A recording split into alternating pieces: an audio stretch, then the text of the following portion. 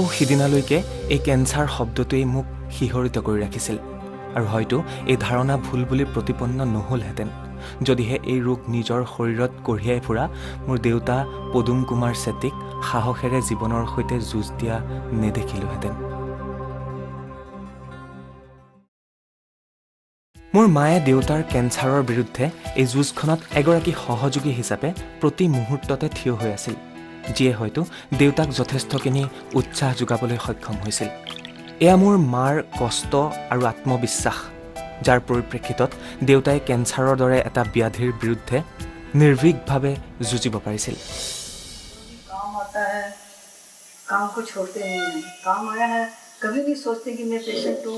आज मेरे बॉडी में पेन है, आज मुझे मैं काम नहीं कर सकता हूँ। कितना भी बड़ा बॉडी में प्रॉब्लम हो, बाकी काम नहीं होने से उठेगा नहीं बिस्तर से। और इनका एक ये भी है कि मुझे अपना काम खुद को करना है, मुझे किसी पर आश्रित नहीं रहना है कि मैं नहीं कर सकता हूँ। ये सब इनका डायरी में नहीं है।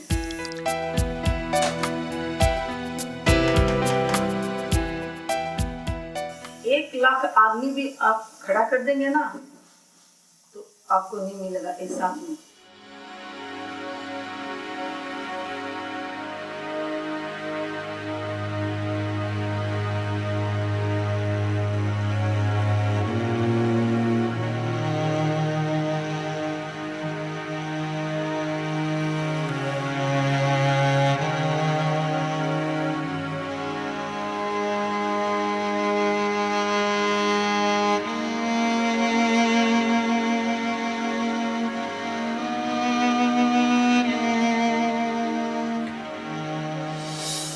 মোৰ দেউতাৰ মনৰ শক্তি আৰু দৃঢ়তাই তেওঁক কেঞ্চাৰৰ আক্ৰমণৰ পৰা নিজকে ৰক্ষা কৰাত বহুখিনি সহায় কৰিছিল।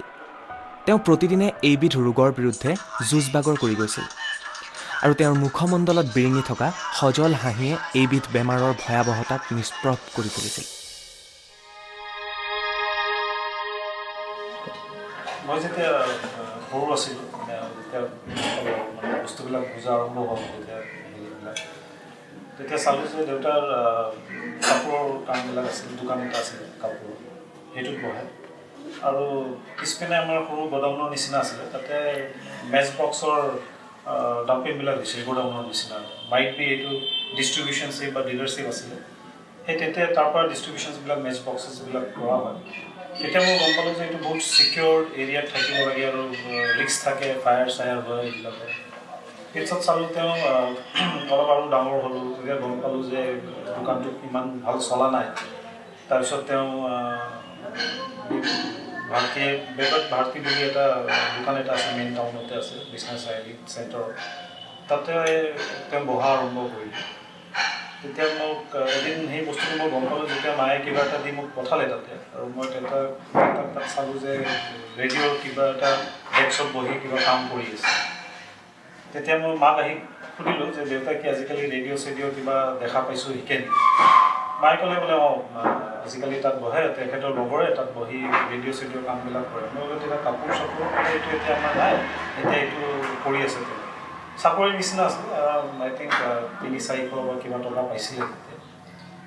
সেই সিমানে, আৰু মই যিমান জানিছিলোঁ সিমানে আৰু। তাৰপিছত মই ইমান গুৰুত্ব দিয়া নাই, নৰ্মেল কামবিলাক চলি আছে, মই স্কুলত গৈ আছোঁ, আহি আছোঁ।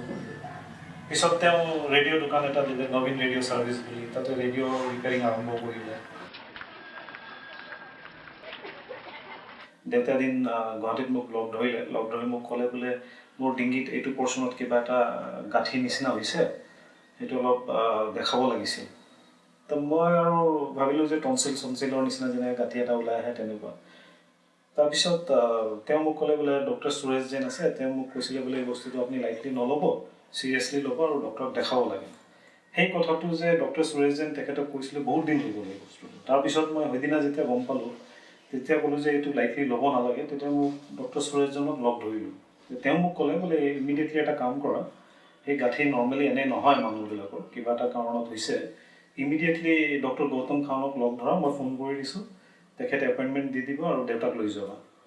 তো মই দেউতা নৰ্মেলি যেতিয়া গুৱাহাটী যায় চেম ডে ৰিটাৰ্ণ হৈ যায়, সেইদিনা থাকিলে তেওঁ। থাকি নেক্সট ডে আমি ৰাতিপুৱা ডক্টৰ খানৰ ওচৰত গ'লোঁ। ডক্টৰ খানে চেকআপ টেকআপ কৰিলে, নৰ্মেলি ভিৰ থাকে তেওঁ অলপ বহাৰ পিছত যেতিয়া তেওঁ চেকআপ কৰিলে তেওঁ অলপ চিৰিয়াছ ভাৱ এটা পালোঁ মই তেখেতৰ ফেচিয়েল এপিৰেশ্যনত তেতিয়া মই সুধিলোঁ ছাৰ কিবা হেৰি আছে নেকি বোলে তেওঁ মানে অলপ টান পাইছে কোৱাৰ কাৰণে যে পেচেণ্ট লগত বহি আছে তেতিয়া দেউতা মোক ক'লে বোলে নাই দেউতা ডক্টৰ গৌতম খানক ক'লে বোলে আপুনি ভয় কৰিব নালাগে কি হৈছে মোৰ কেঞ্চাৰ হৈছে নেকি সেনেকৈ ডাইৰেক্টলি ক'লে সেইটো কোৱাৰ লগে লগে মানে গৌতম খান অলপ মোৰ পিনে চালে ময়ো দেউতাৰ পিনে চালোঁ তেতিয়া মই বোলো ডক্টৰ আপুনি ভয় কৰিব নালাগে কেঞ্চাৰ হৈছে যদি আপুনি কওক যে কেঞ্চাৰ হৈছে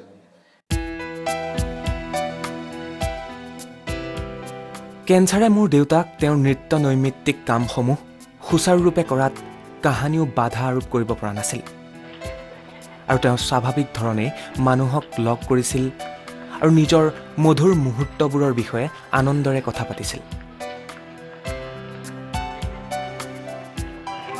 মানে ৰাতিপুৱা যেনেকৈ ব্ৰেকফাষ্ট কৰিলে কৰি মেলি আহি অলপ ওলাই আহে বাহিৰলৈ ইয়ালৈ আহি যেনেকৈ ছাপ'জ কিবা এটা ল'ব লাগে বানানা এটা ল'ব লাগে বা কিবা বেলেগ বস্তু ল'ব লাগে এখেতৰ ওচৰত আহিলেও মানে ক'বতো নোৱাৰে এতিয়া কাগজ আৰু কলম সেইবিলাকত লিখি দিয়ে মানে যে এইটো বস্তু লাগে হিন্দীত লিখে সিহঁতে অলপ বুজি পায় আৰু অলপ মানে ভিজুৱেল একশ্যনছবিলাক কৰি দিয়ে এনেকৈ এইটো লাগে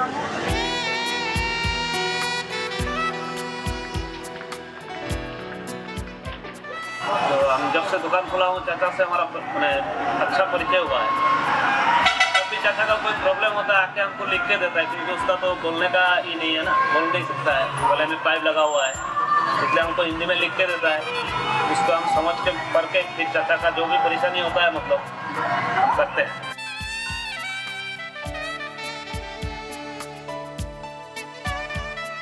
নিজৰ কামৰ প্ৰতি থকা তেওঁৰ ভালপোৱা আৰু ত্যাগৰ বাবেই কেঞ্চাৰৰ বেদনায়ো তেওঁৰ কৰ্মোদ্যমৰ স্থবিৰ কৰিব পৰা নাছিল নাইবা কৰ্মজীৱন স্তব্ধ কৰাত ব্যৰ্থ প্ৰমাণিত হৈছিল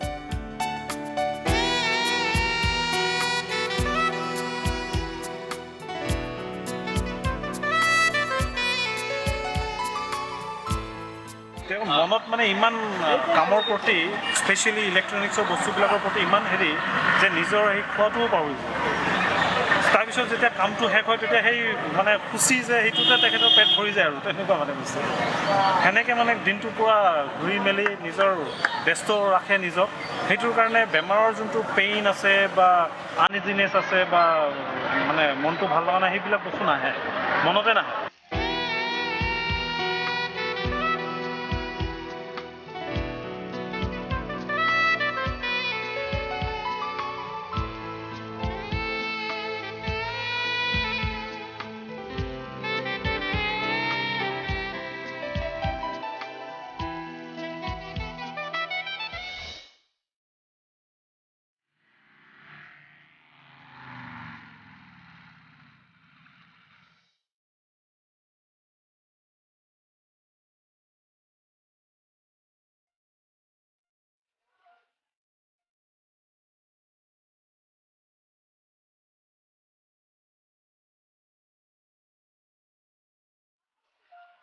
यहाँ है यार मान लो बोले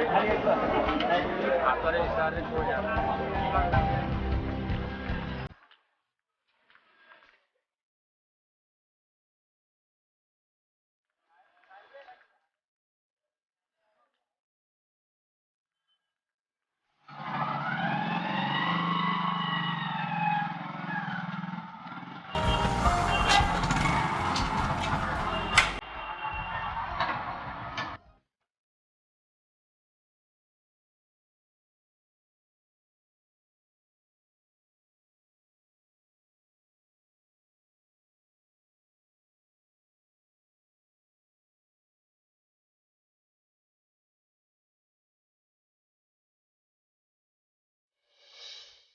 এই চেগতে এটা কথা উল্লেখ কৰিব লাগিব যে কেঞ্চাৰৰ বীজাণু শৰীৰত কঢ়িয়াই হাজাৰ হাজাৰ মানুহে প্ৰতিদিনে যুঁজ দি আছে আৰু এই মানুহখিনিক doctor B Borooah cancer institute আৰু নৰ্থ ইষ্ট কেঞ্চাৰ হস্পিটালে উন্নত ধৰণে চিকিৎসা কৰাত এক প্ৰশংসনীয় পদক্ষেপ গ্ৰহণ কৰি আহিছে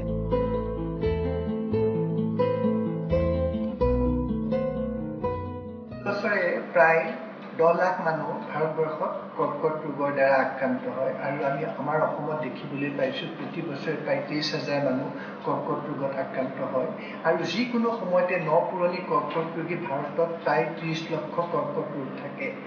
কৰ্কট ৰোগৰ প্ৰকৃত কাৰণ জনা নাযালেও বহু আমি ৰিস্ক ফেক্টৰ কিছুমান চিনাক্তকৰণ কৰিব পাৰিছোঁ। তাৰ ভিতৰত national institute of health USA কৈছে যে প্ৰায় 30% কৰ্কট ৰোগ ধঁপাতৰ কাৰণে, প্ৰায় 35% ৰোগ খাদ্যাভ্যাস, তাৰ প্ৰায় 10% ৰোগ আমাৰ যিকোনো ধৰণৰ ইনফেকশ্যনৰ কাৰণে, 1 পৰা 2% আমাৰ এলকহলৰ কাৰণে, তাৰপিছত পলিউশ্যন, এনে বিভিন্ন কাৰণত কৰ্কট ৰোগ হ'ব পাৰে।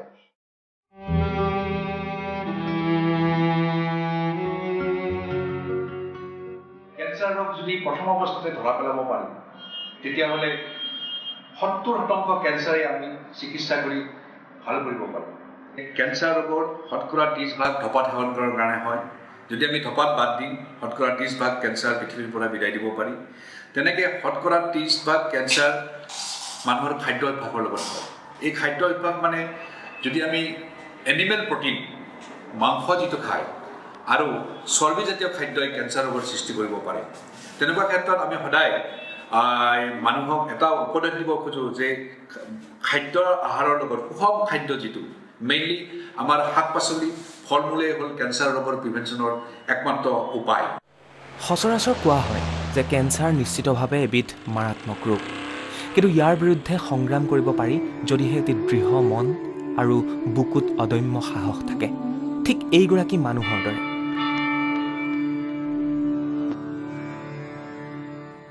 और ये बहुत साहसी है, उनको कैंसर रोग है ये याद ही नहीं। दिन भर काम करते रहते हैं, अपना काम भी वो खुद करते हैं और ये जिम मंदिर का भी पूरा ध्यान रखते हैं।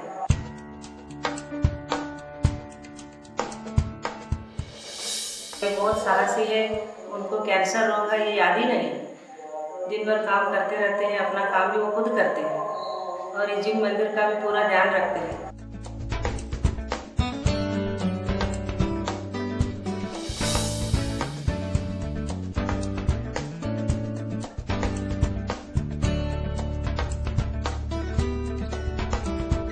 তেওঁৰ এই যুদ্ধ এইদৰে অব্যাহত ৰাখি জীৱনৰ প্ৰতিটো দিনেই অতি সুখেৰে উপভোগ কৰিছে।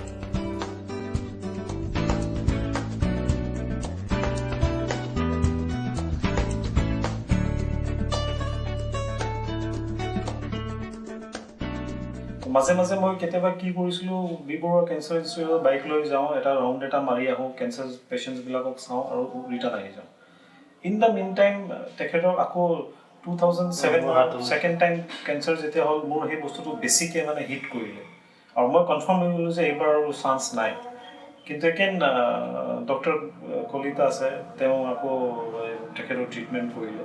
তেতিয়া আকৌ মোৰ সেই কম্পেৰিজন যোনটো আছিল সেই বস্তুটো মোৰ ভিতৰলৈ থাকি গ'ল। তেতিয়া মই চিন্তা কৰিলোঁ যে ultimately the main reason behind এইটো তেখেতৰ ৰিকভাৰী বা যিখিনি ৱৰ্ড আমি ইউজ কৰোঁ যে তেওঁ ভাল হৈ গ'ল বা যিখিনি আমি ক'ব লাগে, কিন্তু মেইন ৰিজন যোনটো মই পালোঁ, তেখেতৰ যোনটো উইল পাৱাৰ আছে, সেই উইল পাৱাৰৰ কাৰণে বস্তুবিলাক চব হৈ আছে।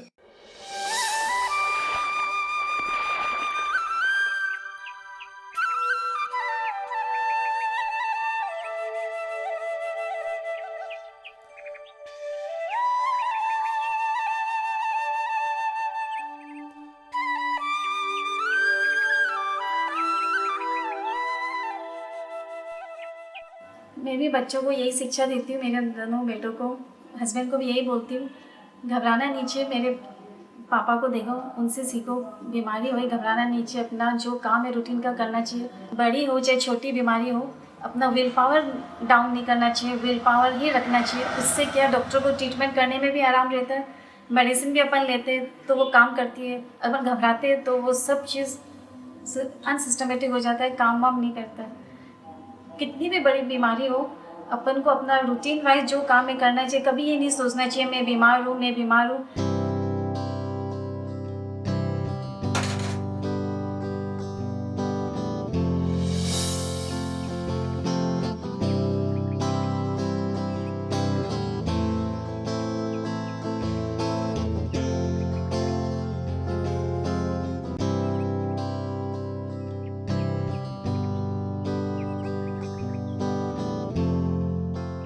এটা সময় আছিল যেতিয়া কেঞ্চাৰ মানে কেঞ্চেল, মৃত্যু অনিবাৰ্য, কিন্তু এতিয়া সেই দিন নাই।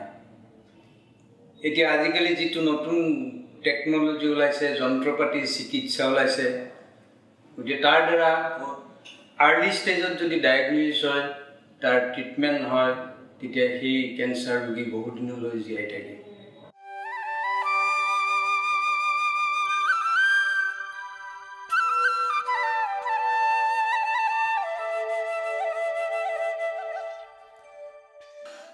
যি কি নহওক, শেষত এটা কথাই ক'ব বিচাৰোঁ যে কেঞ্চাৰ মানে মৃত্যু নহয়।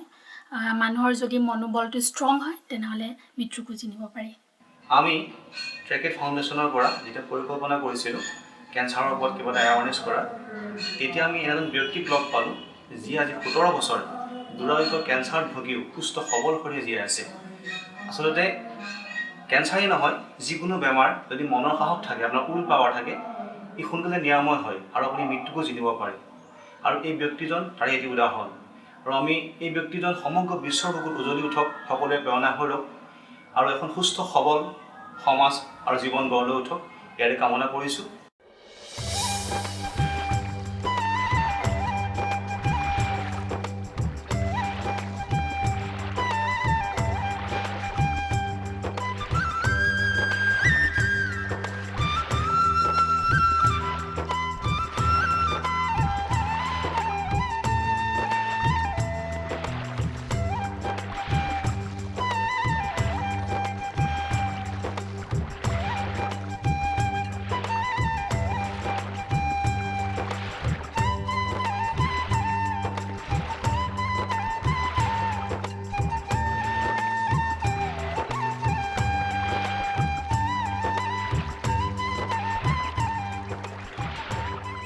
যিদৰে অস্তাচলৰ বুকুত বেলিটি ডুব যায়, এতিয়া আশাৰ কিৰণ হৈ পুনৰ উভতি অহাৰ আশ্বাস দি মোৰ দেউতাই তেওঁৰ পথেৰে প্ৰতিদিনে আগুৱাই গৈ থাকিল, নতুন আশা, নতুন সপোন বুকুত বান্ধি, এটি নতুন দিনৰ বাবে আবেদন জনায়।